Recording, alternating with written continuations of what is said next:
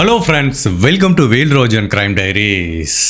கேரளாவில் இருக்க பாலக்காட் டவுனுக்கு பக்கத்தில் புத்தூருங்கிற ஒரு சின்ன அழகான ஒரு ஊர் இருக்கு. அந்த ஊரில் ஜெயகிருஷ்ணன் அண்ட் ஷீலாங்கிற ஒரு தம்பதிகள் இருந்துட்டு வராங்க. பக்கவான மிடில் கிளாஸ் ஃபேமிலி.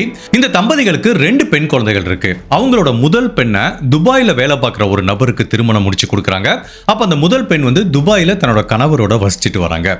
2வது பெண் கோயம்புத்தூர்ல இருக்க அமிர்தா காலேஜில் இன்ஜினியரிங் படிச்சுட்டு இருக்காங்க. இந்த ஜெயகிருஷ்ணன் அப்படிங்கிற நபருக்கு 2 விதமான பிசினஸ் இருக்கு. ஒரு டயர் ஷாப் வச்சு ரன் பண்ணிட்டு இருக்காரு, ஒரு மொபைல் போன் ஷாப் வச்சு ரன் பண்ணிட்டு இருக்காரு. இது ரெண்டுமே வேற வேற இடத்துல இருக்கு. கணவர், அதாவது இந்த ஜெயகிருஷ்ணன்கிற நபர் டயர் ஷாப்பை பார்த்துப்பாரு, அவங்க மனைவி ஷீலா மொபைல் ஷாப்பை பார்த்துப்பாங்க. ஸோ இவங்க அன்றாட வாழ்க்கை எப்படி இருக்குன்னா, காலையில் ஒரு 9 மணிக்கு இந்த ஜெயகிருஷ்ணன்கிற கணவர் கிளம்பி போவார், நேராக டயர் ஷாப்புக்கு போயிடுவார். அவங்க மனைவி ஷீலா வீட்டில் இருக்க எல்லா வேலையும் முடிச்சதுக்கப்புறம், சமைச்சு முடிச்சதுக்கப்புறம் ஒரு 11 மணிக்கு மொபைல் ஷாப்புக்கு போவாங்க. அங்கே மொபைல் ஷாப் பிஸ்னஸை பார்த்துப்பாங்க. ஒரு மதியம் 1:30 மணி 2 மணிக்கு கணவர் மனைவி 2 பேருமே திரும்ப வீட்டுக்கு ஒன்றா லஞ்சு சாப்பிட்டு திரும்ப வேலைக்கு போயிடுவாங்க. ஸோ இப்படி தான் இவங்களோட அன்றாட வாழ்க்கை இருந்துட்டு வருது. இதுல இவங்களோட 2வது பொண்ணு கோயம்புத்தூர்ல இருக்க ஒரு காலேஜில் படிக்கிறதுனால அந்த பெண்ணுக்கு எப்பெல்லாம் லஞ்ச் பிரேக் வராங்களோ மதியம் 1 மணிக்கு தன்னோட அம்மாவுக்கு கால் பண்ணுவாங்க. அப்போ அவங்க அம்மா அப்பா 2 பேரும் ஒன்றா இருக்கிறதுக்கு சான்ஸ் இருக்குன்னு ஸோ டெய்லி தன்னோட அம்மா கூடயும் அப்பா கூடயும் இந்த லஞ்ச் டயத்தில் பேசுறத அவங்க பொண்ணு வழக்கமாக வச்சிருக்காங்க. அந்த மாதிரி தான் மார்ச் மாதம் 23ஆம் தேதி 2010ஆம் வருஷம் இந்த தம்பதிகளோட 2வது பொண்ணு, அதாவது அந்த கோயம்புத்தூர்ல படிக்கிற பொண்ணு தன்னோட அம்மாவுக்கு கால் பண்றாங்க. மதியம் ஒரு 12:30 மணிக்கு கால் பண்றாங்க. அவங்க அம்மா போனவே எடுக்கல, ஃபுல்லா ரிங்கு போகுது, கட் ஆயிருது. உடனே அடுத்து இந்த பொண்ணு என்ன பண்ணுது, சரி அப்பா கூட இருப்பாரு, அம்மா ஏதாவது கிச்சன்ல வேலை பார்த்துட்டு இருப்பாங்கன்னா அவங்க அப்பாவுக்கு கால் பண்ணுது. அப்ப ஜெயகிருஷ்ணாங்கிற இந்த நபர் டயர் ஷாப்ல இருக்காரு. அவர் போனை எடுக்கிறாரு. சொல்லுமா என்னன்னு கேட்டதுக்கு, இல்ல நான் அம்மாக்கு டெய்லி போன் பண்ணுவேன், இன்னைக்கு என்ன தெரியல போன் அம்மா எடுக்கவே இல்லை, உங்க கூட இருக்காங்களாங்கிற மாதிரி அந்த பொண்ணு கேட்கிறாங்க. இல்லையே நான் கடையில இருக்கேன், மேபி அம்மா மொபைல் ஷாப்ல இருந்து வீட்டுக்கு போனாலும் போயிருப்பாங்கிற மாதிரி இவர் சொல்றாரு. அப்ப அந்த பொண்ணு கொஞ்சம் ஒரு மாதிரி இருக்கு. இல்லையே டெய்லி அம்மா எப்பவுமே போன் எடுத்துருவாங்களே, நீங்க ஒண்ணு பண்ணுங்க, வீட்டுக்கு போய் அம்மா சேஃபா இருக்காங்களான்னு பாருங்கிற மாதிரி அந்த பொண்ணு சொல்லுது. அப்ப இவர் சொல்றாரு, சரி ஓகே நான் போய் பார்க்குறேங்கிற மாதிரி. ஒரு மதியம் 1 மணி இருக்கும். அப்ப இந்த ஷாப்ல வேலை பார்க்குற பசங்க கிட்ட எல்லாத்தையும் ஹேண்ட் ஓவர் பண்ணிட்டு இந்த ஜெயகிருஷ்ணன்கிற நபர் தன்னோட வீட்டுக்கு தன்னோட மனைவி என்ன பண்றாங்க, ஏன் போனை எடுக்க மாட்டேங்கிறாங்க அப்படிங்கிறத செக் பண்றதுக்காக போறாரு. அவங்க வீட்டுக்கு முன்னாடி போய் நிற்கிறாரு. கிட்டத்தட்ட அந்த ஷாப்புக்கும் அவங்க வீட்டுக்கும் ஒரு 1/2 கிலோமீட்டர் டிஸ்டன்ஸ் தான் இருக்கும். முன்னாடி ஒரு கிரில் கேட் இருக்கு, அதை ஓப்பன் பண்றாரு. அந்த கிரில் கேட் லாக் ஆகி தான் இருக்கு. அதை ஓப்பன் பண்ணிட்டு உள்ள போறாரு. வீடோட முன் கதவுகள் பூட்டப்பட்டிருக்கு. அவர் பெல் அடிச்சு பார்க்குறாரு, யாருமே திறக்கல. 2 டைம் பெல் அடிச்சு பார்க்குறாரு, அப்பவும் திறக்கல. ஈவன் உள்ள டிவி ஓடிட்டு இருக்க சத்தம் கேட்குது. அதுவும் டிவியோட சத்தம் ரொம்பவே அதிகமாக இருக்கு. அவங்க மனைவி இவ்வளோ சத்தமாக வச்சு டிவி பார்க்க மாட்டாங்க. பட் இதில் எப்போவுமே அவங்க மனைவி தனியாக இருந்தால் கூட இந்த ஸ்பெசிஃபிக்கான அந்த டேல இந்த ஷீலாவோட அம்மா வந்திருக்காங்க. அவங்க பேசிக்காகவே ஆலப்புழாவில் இருக்கிறவங்க. அவங்களுக்கு காலில் ஒரு சர்ஜரி பண்ணுறதுக்காக பாலக்காடுக்கு ட்ரீட்மெண்ட்டுக்கு வராங்க. ஸோ எப்போல்லாம் அங்கே ட்ரீட்மெண்ட்டுக்கு வராங்களோ அப்போ பொண்ணு வீட்டில் தங்கியிருப்பாங்க. ஸோ இன்றைக்கி அவங்க அம்மாவும் தங்கியிருக்காங்க. ஒருவேளை அவங்க அம்மா இவ்வளோ சவுண்டாக வச்சு டிவி பார்க்குறாங்களோ அப்படிங்கிற மாதிரி இந்த ஜெயகிருஷ்ணன் நினச்சிட்டாரு. ஸோ அவர் என்ன பார்க்குறாரு, கதவை திறக்கவே இல்லைன்னு இப்படி சுற்றி பார்த்துட்டே வராரு. சைடில் ஏதாவது பெட்ரூம் கதவு திறந்திருக்கா, இல்லைன்னா விண்டோ திறந்திருக்கா, அது வழியாக தட்டி பார்க்கலான்னு இப்படி சுற்றி பார்த்துட்டே வரும்போது அந்த வீட்டு லிவிங் ரூமில் ஒரு விண்டோ இருக்குது. ஒவ்வொரு விண்டோவுக்குமே உள்ள கர்டைன்ஸ், அதாவது திரை போட்டிருப்பாங்க. பட் அந்த லிவிங் ரூமில் இருக்கிற விண்டோவோட கர்டைன்ஸ் மட்டும் மிஸ் ஆகிருக்கு. அவருக்கு பயங்கர ஷாக்கிங்காக இருக்குது. பட் அப்போ அந்த லிவிங் ரூமோட விசிபிலிட்டி நல்லாவே தெரியுது. அவர் அந்த விண்டோ வழியாக பார்க்கும்போது லிவிங் ரூமில் இந்த ஜெயகிருஷ்ணனோட மாமியார், அந்த வயசான பெண்மணி இப்படி தரையில் படுத்திருக்கிறத பார்த்து பயங்கர ஷாக் ஆயிட்டாரு. இவர் தட்டி தட்டி பார்க்குறாரு. அந்த பெண்மணி கிட்ட இருந்து ரெஸ்பான்ஸ் இல்லை. அவங்க கிட்ட இருந்து ஒரு முனங்கல் சத்தம் மட்டும் வருது. பார்த்தாலே தெரியுது அவங்க ஒரு அரை மயக்கத்தில் இருக்காங்கன்னு. உடனே பதட்டமான இந்த ஜெயகிருஷ்ணன் எப்படியாவது இந்த வீட்டுக்குள்ள போகணும்னு முயற்சி பண்றாரு. அவருக்கு நல்லாவே தெரியும் இந்த வீட்டுக்கு பின்னாடி பேக் டோர் ஒன்று இருக்கு. டே டைம்ல அந்த டோரை லாக் பண்ணவே மாட்டாங்க. ஸோ வேகமா பதட்டமா அப்படி பின்னாடி அந்த பேக் டோரை ஓப்பன் பண்ணிட்டு லிவிங் ரூமுக்குள்ள போறாருல, அங்க அவங்க மாமியார் இப்படியும் முணங்கிட்டு கிடக்காங்க. பக்கத்துல அவங்க மனைவி படுத்திருக்காங்க. உடனே பதட்டமான இந்த ஜெயகிருஷ்ணன் தன்னோட மனைவி பக்கத்துல போய் பார்க்கும்போது தான் தெரியுது அவங்க மனைவியோட உடம்புல இருந்து சிறு துளி அசைவு கூட இல்ல. சுத்தி எங்க பார்த்தாலும் ரத்தம். அவங்க மனைவியோட கழுத்து கட் செய்யப்பட்டிருக்கு, அங்கிருந்து ரத்தம் வழிஞ்சிருக்கு. பார்க்கும்போதே தெரியுது இந்த ஷீலா உயிரோட இருக்காங்களா இல்லையான்னு. இவருக்கு ஒண்ணுமே புரியல. பதட்டத்துல யாராவது உதவி கேட்டு இவங்களை ஹாஸ்பிட்டல் கூட்டிட்டு போகணும். வேகமா மெயின் ரோடுக்கு வர்றாரு. அப்போ மோட்டார் பைக்ல ஒரு நபர் போறாரு, அவரை ஹெல்ப் கேட்கிறாரு. அந்த நபர் நிப்பாட்டல. இப்படி ஒரு 2-3 பேர்கிட்ட ஹெல்ப் கேட்கிறாரு, யாருமே ஹெல்ப் பண்ணல. உடனே பக்கத்தில் இருக்க போலீஸ் ஸ்டேஷனுக்கு தகவல் சொல்றாரு. அதே மாதிரி இந்த ஏரியா இருக்க ரெசிடென்ட்ஸ் எல்லா பீப்புளுக்கும் பிரசிடென்ட் மாதிரி ஒருத்தர் இருப்பாரு, அந்த நபருக்கும் தகவல் சொல்றாரு. இப்போ அந்த பிரசிடென்ட்டும் பதட்டமாகி ஊர் மக்கள் நிறைய பேரை கூப்பிட்டுட்டு இங்க வர்றாரு. போலீஸ் வர்றதுக்கு முன்னாடியே வந்துடுறாங்க. ஸோ வந்து பார்க்கும்போது தான் தெரியுது இந்த பெண்மணிக்கு, வயசான அந்த பெண்மணிக்கு உயிர் இருக்கு. ஷீலா உயிரோட இருக்காங்களா இல்லையான்னு தெரியல. இப்போ இவங்க என்ன பண்றதுன்னு தெரியாம கன்ஃபியூஷனா நிற்கும் போது, சரி ஓகே நம்ம ஜீப்பை எடுத்துட்டு இவங்களை ஹாஸ்பிட்டல் கூட்டிட்டு போயிடலான்னு முயற்சி பண்ணும்போது கரெக்டா போலீஸ் ஆஃபீஸர் வந்துடுறாங்க. இந்த சிச்சுவேஷனை பார்த்து, என்னங்க நீங்க இவ்வளவு நேரம் வெயிட் பண்றீங்க அப்படின்னு உடனே ஆம்புலன்ஸுக்கு தகவல் கொடுக்குறாங்க. ஸோ இந்த ஷீலா, இந்த வயசான பெண்மணி 2 பேர்த்தையும் ஹாஸ்பிட்டலுக்கு, பாலக்காடுல இருக்கிற கவர்மெண்ட் மெடிக்கல் ஹாஸ்பிட்டலுக்கு கூட்டிட்டு போறாங்க. ஸோ அங்க போய் செக் பண்ணி பார்க்கும்போதே சொல்றாங்க, உங்க மனைவி ஷீலா ஏற்கனவே மரணம் அடைஞ்சிட்டாங்கன்னு. அவங்க மரணம் அடைஞ்சு சில மணி நேரம் இருக்கலாங்கிறாங்க. பட் அந்த வயசான பெண்மணி உயிரோட இருக்காங்க. பட் அவங்க கான்சியஸா இல்லை. ஸோ அவங்களுக்கு வந்து ட்ரீட்மெண்ட் கொடுக்கப்படுது. அப்போ அந்த பாலக்காடு மெடிக்கல் ஹாஸ்பிட்டலில் வந்து சரியான வசதி இல்லைங்கிறதுனால அங்கே இருக்க டாக்டர்ஸ் என்ன சஜஸ்ட் பண்ணுறாங்கன்னா, இந்த வயசான, அதாவது ஷீலாவோட அம்மாவை வந்து கோயம்புத்தூரில் இருக்க ஒரு ஹாஸ்பிட்டலுக்கு டிரான்ஸ்ஃபர் பண்ணுங்கிறாங்க.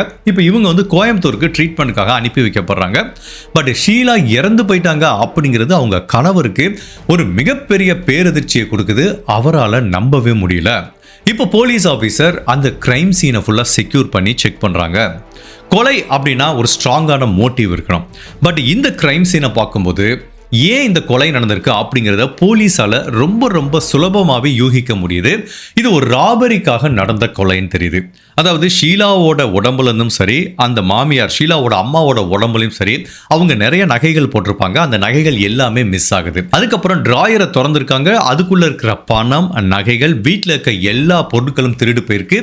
இதை எல்லாத்தையும் தாண்டி இந்த ஷீலாவோட ஃபோனு, அந்த மாமியாரோட ஃபோனு, அதுக்கப்புறம் வீட்டிலேருந்து இன்னொரு ஃபோனு, மொத்தம் 3 ஃபோனும் மிஸ் ஆயிருக்கு. ஸோ இது எல்லாத்தையும், இந்த எவிடன்ஸ் எல்லாத்தையும் கலெக்டிவாக வச்சு பார்க்கும்போது சந்தேகமே இல்லை, இது ஒரு ராபரிக்காக செய்யப்பட்ட கொலைன்னு தெரியுது. மேலும் ஷீலாவோட உடம்பை பார்க்கும்போது பலவிதமான டிஃபென்சிவ் ஊண்டு இருக்கிறதுனால மேபி இந்த கொள்ளைக்காரங்கிட்ட இருந்து இந்த கொள்ளையை தடுக்கிறதுக்காக அவங்க எவ்வளவோ முயற்சி பண்ணியிருக்காங்க. அந்த போராட்டத்தில் அந்த கொள்ளைக்காரர்கள் ஷீலாவை கொலை பண்ணியிருக்கலாம் அப்படிங்கிற மாதிரி தான் போலீஸ் திங்க் பண்றாங்க. ஜென்ரலாவே ஒரு கொலை நடக்குது அப்படின்னா மீடியால அந்த வழக்க பரபரப்பா பேசுவாங்க. அதுக்கு கண்டிப்பா போலீஸுக்கு அழுத்தம் அதிகமாக தான் இருக்கும். பட் இந்த கேஸை பொறுத்த வரைக்கும் கொலை செய்யப்பட்ட ஷீலாவோட சகோதரி வந்து கவர்மெண்ட்ல, அதாவது கேரளா டூரிசம்ல ஒரு மிகப்பெரிய பொசிஷன்ல இருக்கிறதுனால அவங்களுக்கு இருக்கிற பொலிட்டிக்கல் இன்ஃப்ளூயன்ஸை வச்சு இந்த போலீஸ் அதிகாரிகளுக்கு மிகப்பெரிய அழுத்தம் கொடுக்குறாங்க. கூடிய விரைவில் இந்த கொலைகாரங்களை பிடிக்கணும்னு. ஸோ உடனே இந்த கிரைம் சீனுக்கு வந்து பலவிதமான கிரைம் சீன் எக்ஸ்பர்ட் வர்றாங்க, ஃபாரன்சிக் எக்ஸ்பர்ட் வர்றாங்க, மோப்பநாயை கொண்டு வராங்க. ஃபர்ஸ்ட் மோப்பநாய் என்ன கண்டுபிடிக்குது அப்படின்னா, இந்த கொள்ளைக்காரங்கள் முன்புற ஃப்ரண்ட் டோர் வழியாக தான் வந்திருக்காங்க. ஸோ இங்கே வந்து பெல் அடிச்சிருக்கலாம், இல்லை அந்த கொள்ளைக்காரங்க மேபி இந்த குடும்பத்துக்கு தெரிஞ்ச நபராக கூட இருந்திருக்கலாம். ஸோ அதுக்கப்புறம் அந்த நாய் வந்து பார்த்தீங்கன்னா உள்ள ஃபுல்லாக சுற்றிட்டு இருக்கு. அப்புறம் பேக் டோர் வழியாக போயிருக்கு.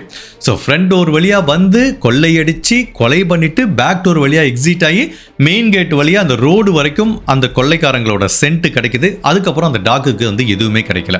ஸோ இந்த மெயின் ரோட்லேருந்து ஒரு வெஹிக்கிள் வழியாக அவங்க தப்பிச்சு போயிருக்கலாங்கிற மாதிரி தான் திங்க் பண்ணுறாங்க. இப்போ ஃபாரன்சிக் டீம் இந்த கிரைம் சீனில் கிடைக்கிற தடயங்களை ஒவ்வொன்றா கலெக்ட் பண்ணும்போது பலவிதமான தடயங்கள் கிடைக்குது. ஃபர்ஸ்ட் அந்த கிச்சன் டோரில் வந்து ஒரு ஃபிங்கர் பிரிண்ட் கிடைக்குது. அதாவது இந்த வீட்டை சேர்ந்த நபர்கள் இல்லாமல் யாரோட ஃபிங்கர் பிரிண்ட் இருக்குன்னு பார்க்குறாங்க. ஸோ அந்த கிச்சன் டோரில் ஒரு ஃபிங்கர் பிரிண்ட் கிடைக்குது. அந்த வீட்டில் ஒரு டிவி இருக்குது, அந்த டிவியில் ஒரு ஃபிங்கர் பிரிண்ட் கிடைக்குது. அதுக்கப்புறம் பார்த்தீங்கன்னா அந்த கிரைம் சீனில் இன்னொரு மிக முக்கியமான தடயம் என்ன பார்க்குறாங்கன்னா, ஒரு டீ கப்பு வந்து உடஞ்சி இருக்கிறத பார்க்குறாங்க. அந்த டீ கப்போட ஹேண்டில் பார்க்கும்போது அதில் ஒரு ஃபிங்கர் பிரிண்ட் இருக்க பார்க்குறாங்க. ஸோ இந்த டீ கப்பு எப்படி உடஞ்சிருக்கும் அப்படின்னு யோசிச்சு பார்க்கும்போது, இந்த ஷீலாவோட அம்மா உயிருக்கு போராடிட்டு இருக்காங்கல்ல, அவங்க தலையில் ஒரு கடுமையான காயம் இருக்கு. ஸோ அந்த பேட்டர்னை ஒப்பிட்டு பார்க்கும்போது இந்த கொள்ளைக்காரங்க இந்த டீ கப்பை வச்சு அந்த ஷீலாவோட அம்மாவோட தலையில் அடிச்சிருக்காங்க அப்படிங்கிறது தெரிய வருது. ஸோ ஆப்வியஸ்லி அந்த உடஞ்சி போன டீ கப்போட ஹேண்டில் இந்த கொலைகாரங்களோட ஃபிங்கர் பிரிண்டையும் கண்டுபிடிக்கிறாங்க. ஒட்டுமொத்தத்தில் இந்த வீட்டில் இந்த கொள்ளைக்காரங்கள், அதாவது கொலைகாரங்களுக்கு சம்பந்தமான பலவிதமான ஃபிங்கர் பிரிண்டை கண்டுபிடிக்கிறாங்க.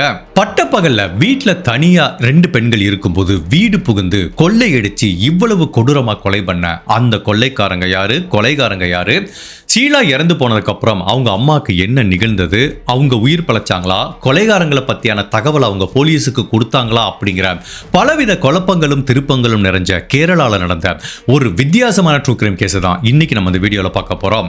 அப்படி இந்த வீட்டை யார் கொள்ளையடிச்சா கொலை பண்ணாங்கிறத நம்ம தெரிஞ்சுக்கிறதுக்கு முன்னாடி உங்க டைம் 2 செகண்ட்ஸ் எனக்காக ஸ்பெண்ட் பண்ணி என்னோட வீடியோஸ் உங்களுக்கு பிடிச்சிருந்துச்சுன்னா லைக் பண்ணிட்டு கமெண்ட் பண்ணுங்க. இன்கேஸ் என்னோட சேனலை இது வரைக்கும் நீங்கள் சப்ஸ்கிரைப் பண்ணாமல் பார்த்தீங்கன்னா மறக்காம சப்ஸ்கிரைப் பண்ணி என்ன சப்போர்ட் பண்ணுங்க.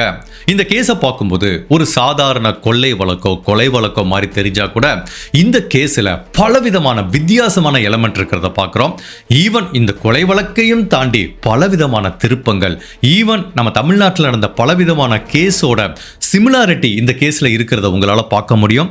இது ஒரு வித்தியாசமான கேஸாக இருக்க போது, ஸோ கடைசி வரைக்கும் ஸ்கிப் பண்ணாம பாருங்க. இப்போ கொலை செய்யப்பட்ட ஷீலாவோட உடலை பிரேத பரிசோதனை பண்றாங்க. இந்த ஷீலா அவங்க அம்மா இந்த 2 பேரோட உடலை கண்டுபிடிக்கும் போது இன்னொரு வித்தியாசமான விஷயத்தை போலீஸ் நோட் பண்ணாங்க. அவங்க வீட்டில் இருக்க ஒரு டவலை வச்சு இவங்க கழுத்தில் சுற்றி அவங்க வாய்க்குள்ளே அமுக்கி வச்சிருக்காங்க. தட் மீன்ஸ் இவங்க 2 பேரும் சத்தம் போடக்கூடாதுன்னு. அப்போ இனிஷியலாக போலீஸ் என்ன நினச்சிட்டாங்க, இந்த பெண்மணியோட கழுத்தை நெரிச்சதுனால அவங்க இறந்து போயிருக்கலான்னு பார்க்குறாங்க. பட் ஆக்சுவலாக இந்த ஷீலாவோட மரணம் எப்படி நிகழ்ந்திருக்குன்னா, அவங்க கழுத்தில் கத்தியை வச்சு கட் பண்ணதுனால தான் அளவுக்கு அதிகமான ரத்தப்போக்கு ஏற்பட்டிருக்கு. பட் இதை எல்லாத்தையும் தாண்டி அவங்க உடம்புல பலவிதமான காயம் இருக்கு. அவங்களோட நெஞ்சு பகுதியிலையும் ஃபேஸ்லையும் இருக்கிற காயத்தை பார்க்கும்போது என்ன நடந்திருக்கும் அப்படிங்கிறத பேத்தாலஜிஸ்ட் யூகிக்கிறாங்கன்னா, இந்த பெண்மணி தரையில படுத்திருக்காங்க. நல்ல வெயிட்டான ஆஜானு பாகுவான ஒரு நபர் அவரோட ஃபுல் வெயிட்டையும் இவங்க மேலே ஏறி மூச்சு திணறடிச்சு அவங்க ஃபேஸ்லையும் நெஞ்சிலையும் உடம்புலையும் பலவிதமான காயங்களை ஏற்படுத்தியிருக்கான். அதுக்கப்புறம் இவங்க தலையோட பின்பகுதியில் ஒரு காயம் இருக்கு. அதோட இம்பாக்ட் பேட்டர்னை வச்சு பார்க்கும்போது இந்த பெண்மணியோட தலையை பிடிச்சு இவங்க படுத்துட்டு இருக்கும்போது இப்படி தூக்கி தூக்கி தரையிலே அடிச்சிருக்கான். அதுக்கப்புறம் அவங்க முடியை பிடிச்சு இழுத்து அடிச்சிருக்கான். இப்படி பலவிதமான கொடுமைகள் இந்த ஷீலாக்கு நடந்திருந்தா கூட அவங்க கழுத்தை கட் பண்ணதுக்கு அப்புறம் தான் அவங்க உயிர் பிரிஞ்சிருக்கு அப்படிங்கிற மாதிரி சொல்றாங்க. எந்த ஒரு கொலை வழக்கிலையும் எந்த டயத்தில் கொலை நடந்தது அப்படிங்கிறது ஒரு முக்கியமான ஃபேக்டராகவும் எவிடன்ஸாகவும் பார்க்கப்படுது. சரி, எத்தனை மணிக்கு இவங்க கொலை செய்யப்பட்டிருக்கலாம் அப்படின்னு பார்த்தா, காலையில் ஒரு 9:30 மணிக்கு இந்த ஜெயகிருஷ்ணன் கிளம்பி டயர் ஷாப்புக்கு போயிருக்காரு. போன உடனே 10:10க்கு தன்னோட மனைவிக்கு கால் பண்ணியிருக்காரு. அப்போ அவங்க மனைவி என்ன சொல்லியிருக்காங்க, இன்னைக்கு வீட்டுக்கு வேலைக்கு வர பொண்ணு வரல, ஸோ நான் வீட்டு வேலையெல்லாம் பண்ணிட்டு இன்னைக்கு லேட்டாக தான் மொபைல் ஷாப்புக்கு போவேங்கிற மாதிரி சொல்லியிருக்காங்க. ஸோ இந்த கணவர் மனைவி கிட்ட பேசும்போது 10:10, ஸோ மதியம் 1 மணிக்கு பார்க்கும்போது அவங்க கொலை செய்யப்பட்டிருக்காங்க. ஸோ அப்ராக்சிமேட்டா 10:30 மணிலேருந்து 1 மணிக்குள்ள தான் இந்த கொலை நடந்திருக்க வாய்ப்பு இருக்குங்கிற மாதிரி திங்க் பண்றாங்க.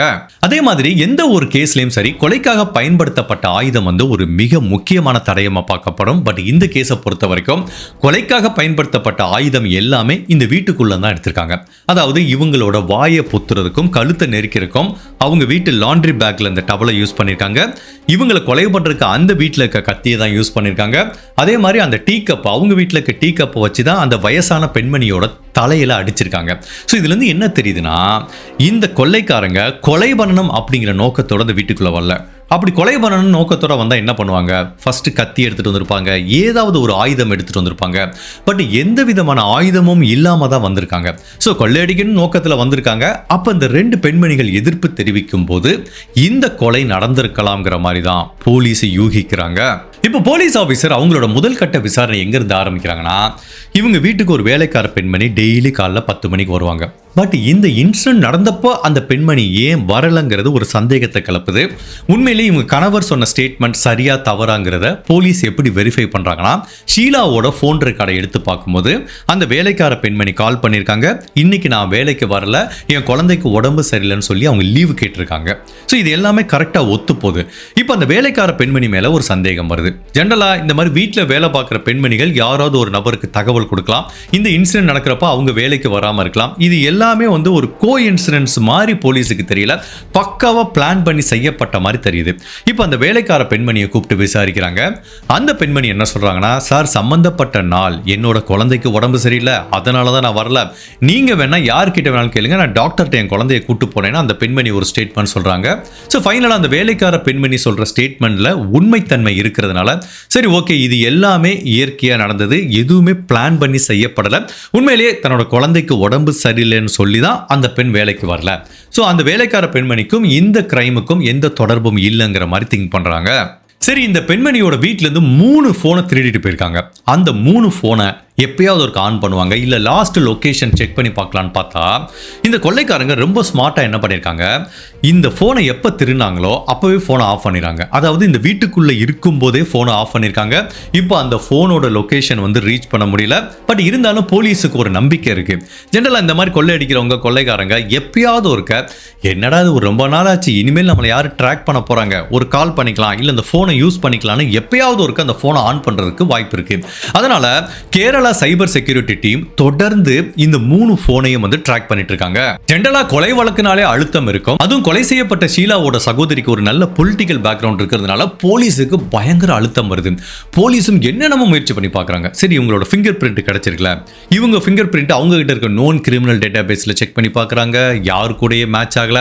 இல்ல இந்த மாதிரி வீடு புகுந்து எவனா கொலை பண்ணுவான்ல, அந்த கொள்ளைக்காரங்க லிஸ்ட்டை போலீஸ் வச்சிருப்பாங்க. அவங்க கூப்பிட்டு விசாரிக்கிறாங்க. அப்பவும் எந்த க்ளூவும் கிடைக்கல. ஒட்டுமொத்தத்தில் இந்த கிரைமை யாரு பண்ணிருப்பாங்கிறத போலீஸால கண்டுபிடிக்க முடியல. ஒரு சின்ன க்ளூ கூட கிடைக்கல. இப்படியே ஒரு வாரம் போயிருது. பயங்கரமான போலீஸுக்கு அழுத்தம் வர ஆரம்பிக்குது. இப்போ போலீஸோட ஒரே துருப்பு சீட்டு இந்த பெண்களோட வீட்டில இருந்து திருடப்பட்ட அந்த 3 போன் தான். அதை தொடர்ந்து சைபர் செக்யூரிட்டி டீம் வந்து மானிட்டர் பண்ணிட்டு இருக்காங்க. என்னைக்காவது ஒரு நாள் இந்த போனை அவங்க ஆன் பண்ணுவாங்க அப்படிங்கிற நம்பிக்கையில போலீஸ் வெயிட் பண்ணிட்டு இருக்கும்போது அவங்க நம்பிக்கை வீணாகல. இந்த கொலை நடந்து கிட்டத்தட்ட ஒரு வாரம் கழிச்சு மார்ச் மாசம் 29ஆம் தேதி காலையில இந்த கொலை செய்யப்பட்ட ஷீலாவோட போன் வந்து ஆன் செய்யப்படுது. இதே பாலக்காடுல இருக்க தேசமங்கலம் அப்படிங்கிற ஒரு கிராமத்துல இருந்தா அந்த சிக்னல் வருது. உடனே சைபர் செக்யூரிட்டி டீம் போலீஸுக்கு தகவல் கொடுக்குறாங்க. அந்த நபர், இந்த போனை திருடிட்டு போன நபர் வந்து தொடர்ந்து போனை ஆன் பண்ணி வச்சிருக்காரு. உடனே அந்த தேசமங்கலம் இருக்க லோக்கல் போலீஸ் ஸ்டேஷன் தகவல் சொல்றாங்க. எக்ஸாக்டா இந்த போனோட லொகேஷன் எங்க இருக்குன்னு கண்டுபிடிக்கிறாங்க. ஸோ அந்த தேசமங்கலங்கிற ஊருக்கு போறாங்க. அந்த வீட்டை சுத்தி போலீஸ் ரவுண்ட் பண்றாங்க. அந்த போனை வச்சிருக்க நபரை போலீஸ் அரெஸ்ட் பண்றாங்க. அந்த நபரோட பேரு கனகராஜன்கிற மாதிரி தெரிய வருது. தமிழ்நாட்டை சேர்ந்தவர். அவர் தன்னோட மாமியார் வீட்டில் இருந்துட்டு வராரு. அவர் கையில தான் இந்த கொலை செய்யப்பட்ட ஷீலாவோட போன் இருக்கிறத கண்டுபிடிக்கிறாங்க. ஜெனரலா இந்த மாதிரி ஒரு கொலை நடந்திருக்கு. அதுல கொலை செய்யப்பட்ட விக்டிமோட போனை எவன் வச்சிருக்கானோ ஆப்வியஸ்லி அவன் தான் அந்த கொலையில இன்வால்வ் ஆயிருக்கிறதுக்கு சான்ஸ் இருக்கு. ஸோ அந்த கனகராஜன்கிற நபர் தான் இதுல இன்வால்வ் ஆயிருக்க வாய்ப்பு இருக்குன்னு அந்த கனகராஜன்கிற நபரை வந்து அரெஸ்ட் பண்றாங்க. இப்போ அவர்கிட்ட கேட்குறாங்க, இந்த கொள்ளைய உன் கூட சேர்ந்து யாரெல்லாம் பண்ணதுன்னு கேட்குறாங்க. பிகாஸ் இந்த கொலை நடந்த பேட்டர்னை வச்சு பார்க்கும்போது இதை கண்டிப்பாக ஒரு நபர் பண்ணியிருக்கிறதுக்கு வாய்ப்பு இல்லை. ஜென்ரலாக அந்த கொள்ளைக்காரங்க பேட்டர்ன் பார்த்தீங்கன்னா ஒரு 3-4 பேர் வருவாங்க. ஒருத்தன் வெளியிலேருந்து வாட்ச் பண்ணுவான், ஒருத்தன் உள்ளே போவான், கொள்ளையடிப்பான், ஒருத்தன் கொலை பண்ணுவான், இல்லைன்னா அவங்க வீட்டில் இருக்கவங்களை பிடிச்சி வச்சுக்கிறதுக்கு ஒருத்தன், இப்படி மாதிரி ஒவ்வொருத்தருக்குமே ஒரு ரோல் இருக்கும். அது போலீஸுக்கு நல்லாவே தெரியும். கனகராஜன் மட்டும் இதை தனியாக பண்ணலை, ஒரு 2-3 பேர் சேர்ந்துருப்பாங்கன்னு கேட்கும்போது ஃபைனலாக இந்த கனகராஜன் சொல்லிடுறான், சார் நான் சொல்லிடுறேன், என் கூட 2 பேர் இந்த கிரைம்ல இன்வால்வ் ஆயிருக்காங்க, சம்பத் அண்ட் மணிகண்டன் அப்படின்னு. சரி, அவங்க எங்க இருக்காங்க அப்படின்னு கேட்டா அந்த 2 பேரும் இப்ப தமிழ்நாட்டில் இருக்காங்கிற மாதிரி இந்த கனகராஜன் சொல்றான். தமிழ்நாட்டில் எங்கடா இருக்காங்க அப்படின்னு கேட்டா தமிழ்நாட்டில் இருக்கிற கோயம்புத்தூருக்கு கவுண்டர்பாளையம் அப்படிங்கிற ஊர்ல ஒரு வாழைத்தோப்பு இருக்கு சார். அந்த வாழைத்தோப்புக்குள்ள ஒரு சின்ன பாலடைஞ்ச வீடு இருக்கு. அங்கதான் சார் அந்த 2 பேர் இருக்கானுங்கிற மாதிரி இவன் போட்டு கொடுத்துறான். உடனே இப்ப கேரளா போலீஸ் ஆபீசர் ஒரு 4-5 பேர் காரை எடுத்துட்டு நேர கோயம்புத்தூர் போறாங்க. அந்த கவுண்டர்பாளையத்துக்கு போறாங்க. அந்த வாழைத்தோப்புக்கு போறாங்க. அங்க வச்சு சம்பத் அண்ட் மணிகண்டன் 2 பேரையும் அரெஸ்ட் பண்றாங்க.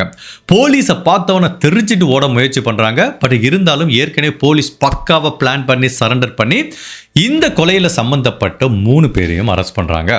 இந்த கேஸ் வந்து என்னது இவ்வளவு சீக்கிரமா முடிஞ்ச மாதிரி இருக்கு, இவ்வளவு பெரிய இன்வெஸ்டிகேஷன்ல இல்லையன்னு பார்த்தா இந்த கேஸ்ல இதுக்கப்புறம் யாருமே எதிர்பார்க்காத பலவித திருப்பங்கள் நிகழ ஆரம்பிக்குது. இப்போ இந்த கொலையில சம்பந்தப்பட்ட 3 பேரையும் அரெஸ்ட் பண்ணும்போது ஜெனரலா இப்படி ஒரு மல்டிபிள் கொலைகாரங்க இருக்கும்போது அதுல ஒருத்தன் தான் ஹெட் மாதிரி இருப்பான். அவன் தான் பக்காவா பிளான் பண்ணுவான். ஸோ இந்த கிரைமை பொறுத்த வரைக்கும் இதுல எல்லாத்தையும் பக்காவா பிளான் பண்ணி எக்ஸிக்யூட் பண்ணது சம்பத் அப்படிங்கிற நபர். சரிப்பா, இவங்க 3 பேரும் பார்க்கும்போது தமிழ்நாட்டுக்காரங்க மாதிரி இருக்கு. இவங்களுக்கும் இந்த பாலக்காடுல இருக்க ஒரு ஃபேமிலிக்கும் என்ன சம்பந்தம் அப்படின்னு பார்த்தா அங்கதான் ஒரு லிங்க் கிடைக்குது. இந்த சம்பத்துங்கிறவன் சிறிது நாளைக்கு முன்னாடி இந்த ஜெயகிருஷ்ணன் அப்படிங்கிற நபரோட டயர் ஷாப்ல 2 வாரம் வேலை பார்த்திருக்கான். அப்படி டயர் ஷாப்பில் வேலை பார்க்கும்போது அடிக்கடி அவங்க வீட்டுக்கு போயிட்டு வரும்போது இவங்களோட ஃபுல் ஸ்கெடியூலும் அவனுக்கு தெரிஞ்சிருக்கு. காலையில் எப்போ எழுந்திருப்பாங்க, ஃபஸ்ட்டு ஜெயகிருஷ்ணன் இந்த டயர் ஷாப்புக்கு வருவார், அதுக்கப்புறம் வீட்டு வேலைக்கு ஒரு பெண்மணி வருவாங்க, ஸோ வேலை செய்வாங்க, அதுக்கப்புறம் இந்த ஷீலா வந்து மொபைல் ஷாப்புக்கு போவாங்க. ஸோ அந்த டயத்தில் ஒரு 10:30 மணிலேருந்து 2 மணிக்குள்ளே இவங்க வீட்டில் யாருமே இருக்க மாட்டாங்க. ஸோ இந்த டியூரேஷன் அவங்களுக்கு தெரிஞ்சிருக்கு.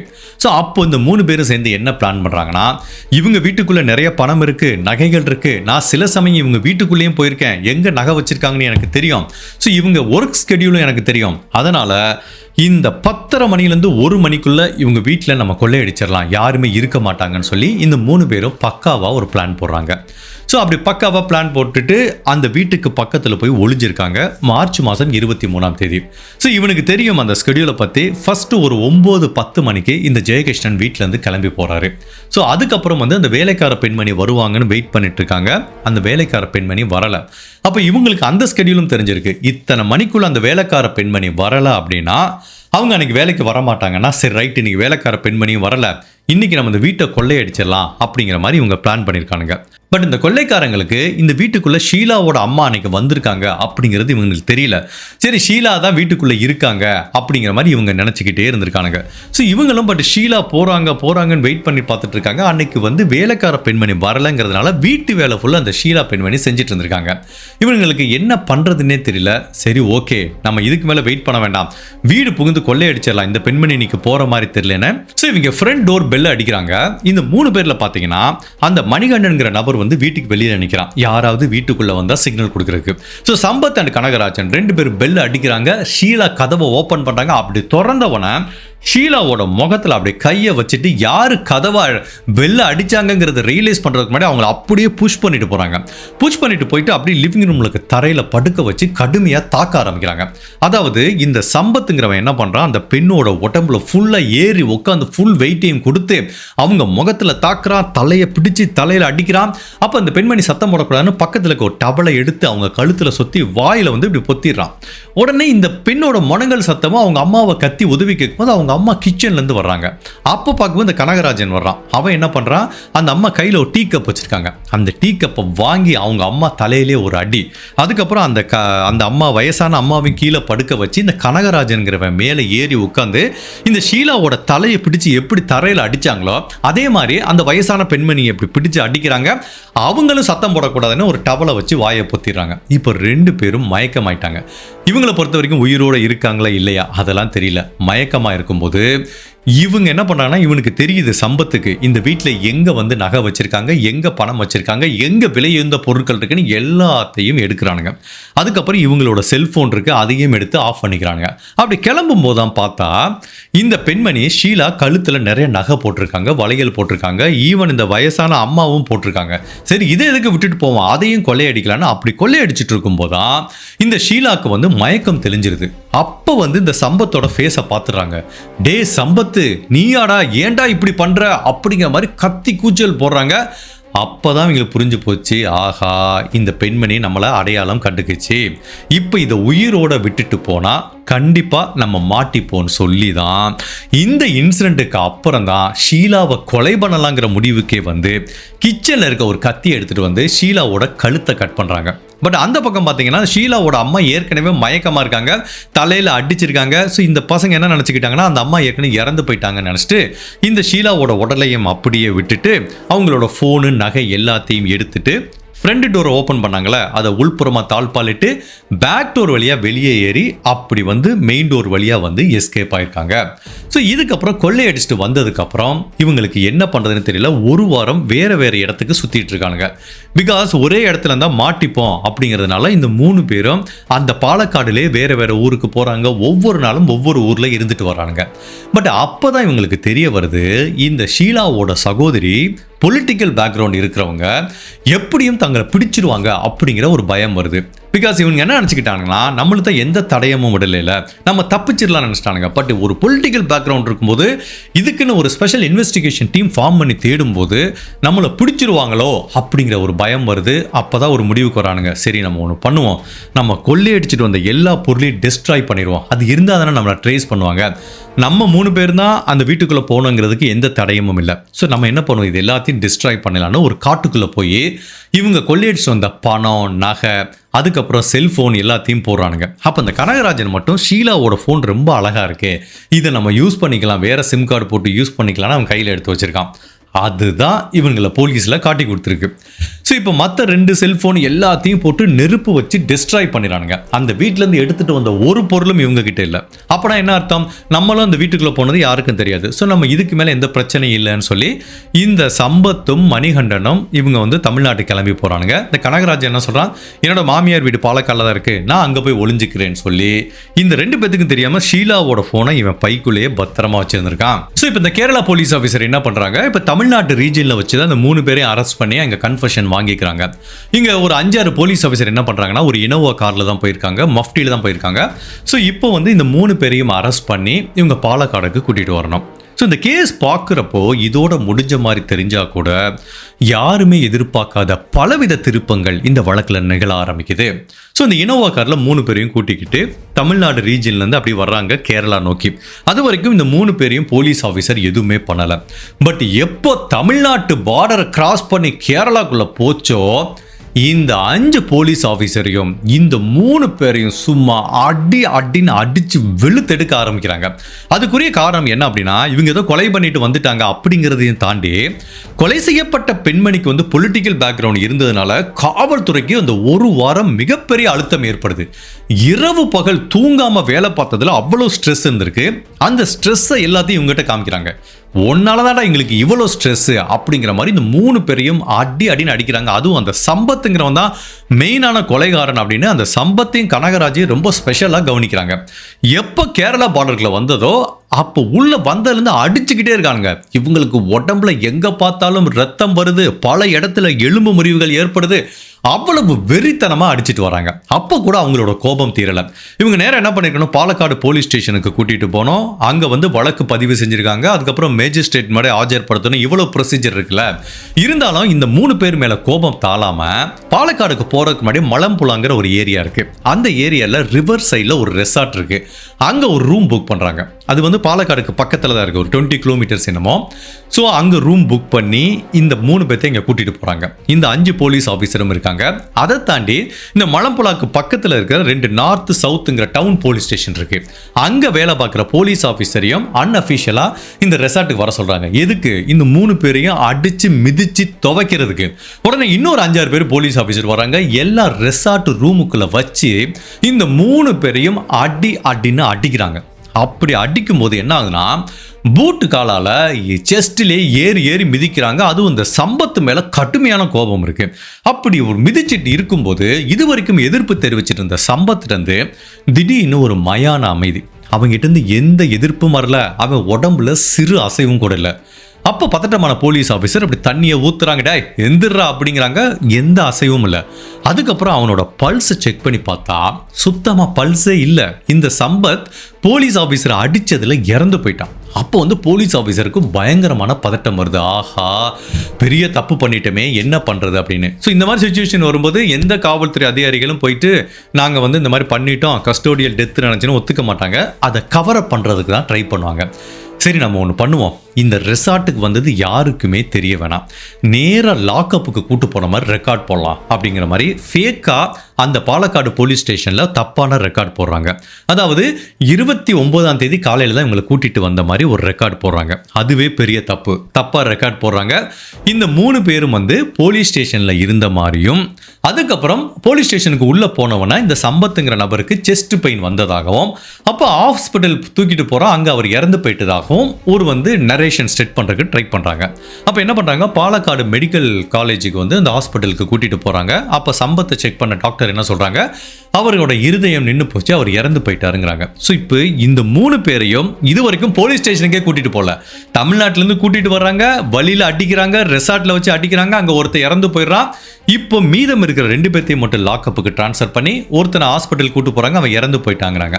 அப்போ ரெக்கார்டு எப்படி செய்யப்படுது, 3 பேர்த்தையும் நாங்கள் லாக்அப்புக்கு தான் கூட்டு போனோம், ஒருத்தர் நெஞ்சு வலிக்குதுன்னா அப்போ அவனுக்கு நெஞ்சு வலி அவன் இறந்து போயிட்டாங்கிற மாதிரி ஒரு இல்யூஷனை செட் பண்ண ட்ரை பண்ணுறாங்க. பட் இது சொன்னால் நம்ப முடியுமா, ஈஸியாக பிரேத பரிசோதனை பண்ணால் தெரிஞ்சு போயிடுது. பட் இருந்தாலும் இந்த நியூஸ் மீடியாவுக்கு லீக் ஆக ஆரம்பிச்சிருச்சு. இந்த மாதிரி ஒரு 3 குற்றவாளிகளை அரெஸ்ட் பண்ணாங்க, அதில் லாக்அப்பில் வச்சு ஒருத்தர் இறந்து போயிட்டாங்கிற மாதிரி நியூஸ் சேனல்லையும் சரி பேப்பர்லையும் வெளியில் போலீஸுக்கு ஒரு மிகப்பெரிய அழுத்தம் உண்டாகுது. ஸோ கொலை செய்யப்பட்ட பெண்மணிக்கு பொலிட்டிக்கல் பேக்ரவுண்ட் இருக்கிறதுனால இந்த மாதிரி சஸ்பெக்ட் அடிச்சே கொன்னுட்டாங்க அப்படிங்கிற மாதிரி மீடியா கிட்டையும் மக்கள் கிட்டையும் பரபரப்பான ஒரு நியூஸ் போகுது. அப்போ இந்த மாதிரி கஸ்டோடியல் டெத்தில் இறந்து போன சம்பத்தோட சகோதரரும் ஒரு லோக்கல்ல ஹைகோர்ட்ல மனு தாக்கல் பண்றாரு. இந்த மாதிரி என்னோட சகோதரரை கொலை பண்ணிட்டாங்க அப்படிங்கிற மாதிரி. இது ஒரு நேச்சரான ஒரு மாரடைப்பு இல்லைங்கிறதுனால இப்போ இந்த சம்பத்தோட உடலை பிரேத பரிசோதனை பண்றாங்க. மொத்தம் 63 இடத்துல காயம் இருக்கு, இன்டர்னல் ப்ளீடிங் அவ்வளோ இருக்கு, அதுக்கப்புறம் பூட்டால மிதிச்ச அவ்வளவு தடயங்கள் இருக்கு. இதை பார்க்கும்போது தெரியுது இது ஒரு பக்காவான கஸ்டோடியல் டெத் அப்படிங்கிறது ஹைகோர்ட் தலையிட்டதுக்கு அப்புறம் இந்த பிரேத பரிசோதனை அறிக்கை வெளியிடப்படுது. இப்போ அடுத்து என்ன பண்ணுவாங்க, இதுல இன்வால்வ் ஆன அந்த போலீஸ் ஆஃபீஸரை அரெஸ்ட் பண்ணணும். பட் என்ன ஆகுதுன்னா இதுல கிட்டத்தட்ட ஒரு 10 போலீஸ் ஆஃபீஸர் இன்வால்வ் ஆயிருக்காங்க. எல்லாருமே எஸ்கேப் ஆயிட்டாங்க, தலைமறைவாயிட்டாங்க. ஒன்று என்ன பண்ணியிருக்கணும், அவங்க என்கொயரிக்கு முன்னாடி ஆஜராயிருக்கணும், எதுக்காக அடிச்சு கொண்டோங்கிறத சொல்லியிருக்கணும். பட் உண்மையிலேயே தன்னை அரெஸ்ட் பண்ணிடுவாங்க, ஜெயிலில் போட்டுருவாங்கன்னு பயந்துட்டு அந்த ஒரு இதில் சம்பந்தப்பட்ட எல்லா போலீஸ் அதிகாரிகளும் அப்ஸ்காண்ட் ஆயிட்டாங்க.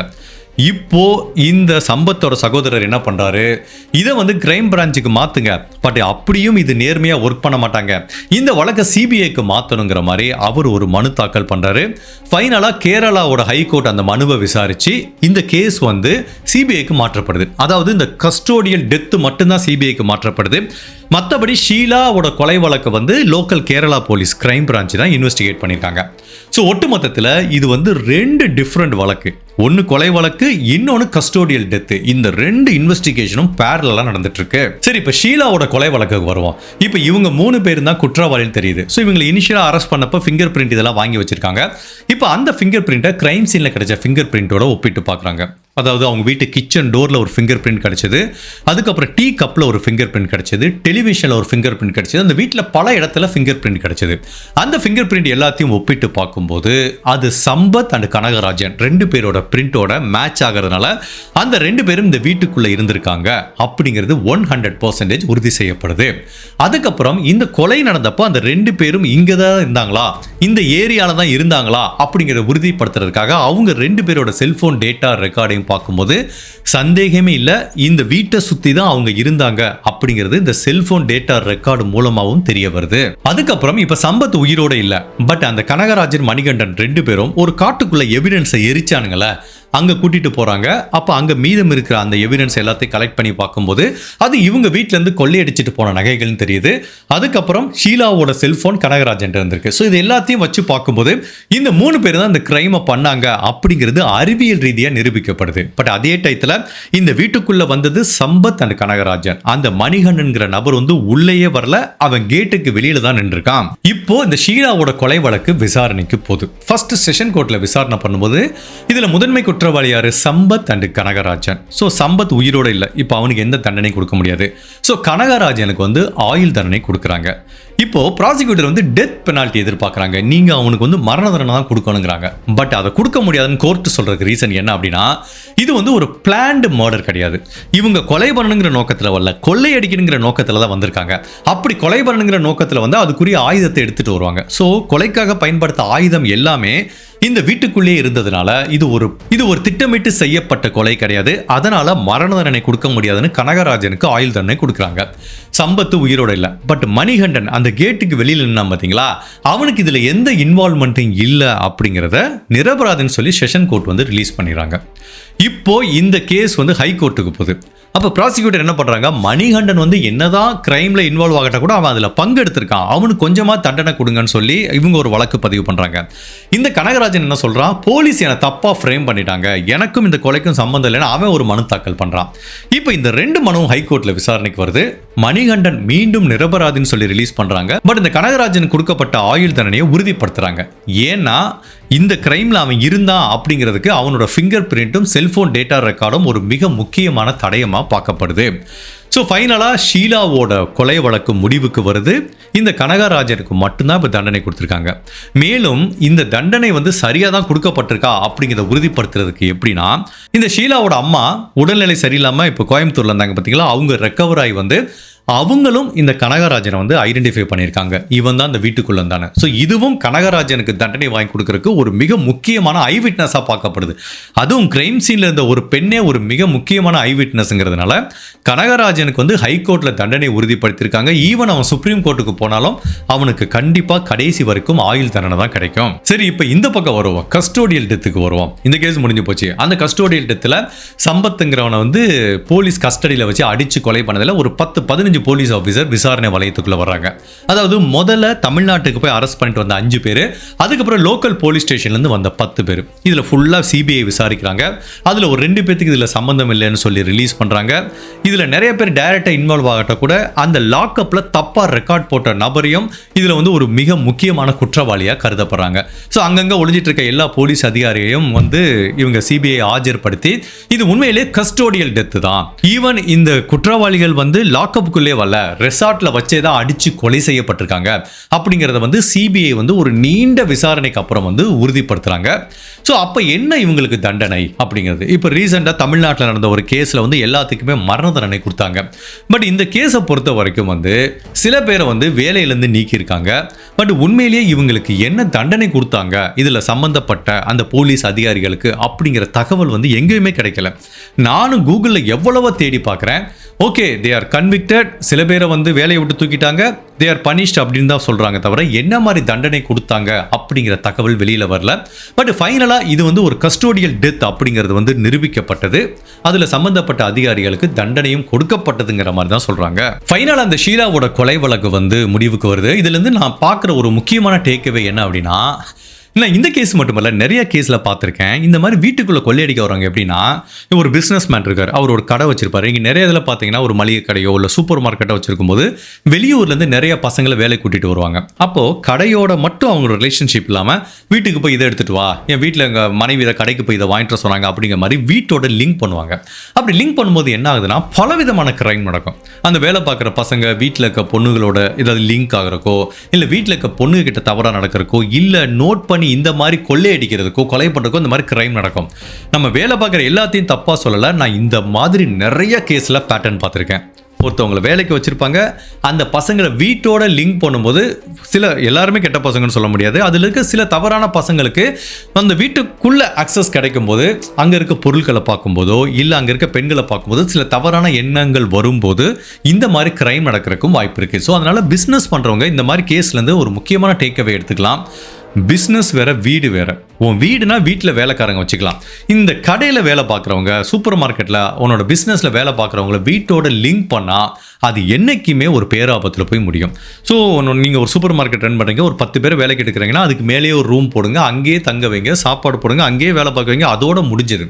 பட் வீட்டோட லிங்க் பண்ணும்போது தான் இந்த பிரச்சனை வருது. ஏன்னா இந்த கேஸில் இன்வால்வ் ஆன சம்பத் வந்து 2 வாரம் தான் வேலை பார்த்துருக்கான் டயர் ஷாப்பில். ஆனால் பல முறை இவங்க வீட்டுக்கு வந்துட்டு போயிருக்கான். இவங்க வீட்டுக்கு உள்ள எங்க நகை பணம் வச்சிருப்பாங்க அப்படிங்கிற தகவல் கிடைச்சிருக்கு.